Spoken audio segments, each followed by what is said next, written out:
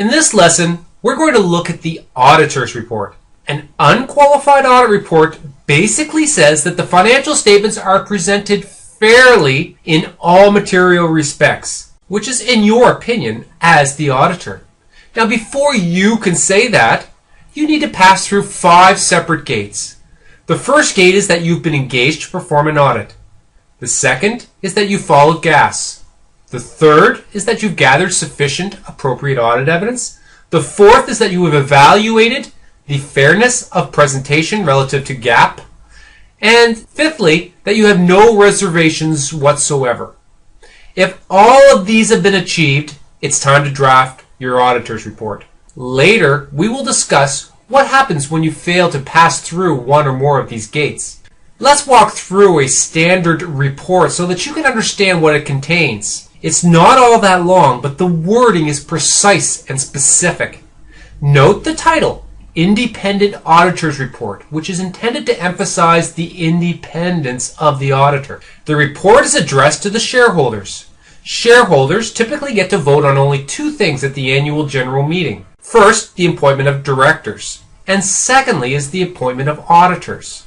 So the auditor's report is addressed to the shareholders, or in the case of Lakeview, the unit holders. The next paragraph describes the responsibilities of management, namely the preparation of the financial statements and the implementation of a system of internal controls. The next section of the auditor's report describes the responsibilities of the auditor, namely to express an opinion on the financial statements. The second paragraph in this section is the scope paragraph, and it references GAS, and it uses the language reasonable assurance and material misstatement so as to not mislead the users to believe that all errors have been uncovered and that the audit is not all-encompassing. The next couple of sentences in this paragraph summarize the basic audit approach. And once again, notice the use of the words judgment, risk and material misstatement, fraud or error, internal controls, fair presentation, and appropriateness and reasonableness of presentation. These are all concepts that are discussed throughout the course in much greater depth. Finally, the last paragraph under the auditor's responsibility header references the collection of sufficient appropriate audit evidence. And doesn't that nicely sum up what an audit entails? In the next section, under the header of opinion, we express just that. Once again, we are concerned with communicating that the financial statements are fairly presented in all material respects in accordance with GAAP. This is what all those hundreds or thousands of hours of work all boil down to. The auditors sign the report in the firm's name. Obviously, this can only be done by a partner. The audit report is dated as of the date that the statements are approved by management. Dual dating can be used when a material event occurs after the date of the auditor's report, but before the date the report is issued. But this is rare. And lastly, the auditor's address is listed right on the report, presumably to streamline the submission of litigation. But of course, I'm just kidding. So that's the easy part.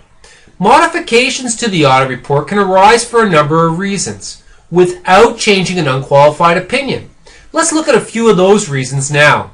Now, one situation requiring a modification to a standard report arises when the basis of accounting is not GAAP.